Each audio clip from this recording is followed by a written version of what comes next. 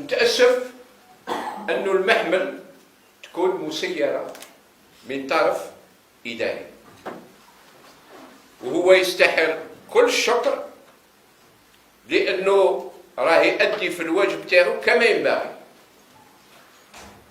ولكن هذا الشيء ما أنا أولا ما يرضينيش، ثانيا ما يرضيكمش انتم كذلك، ولازم نقولوها.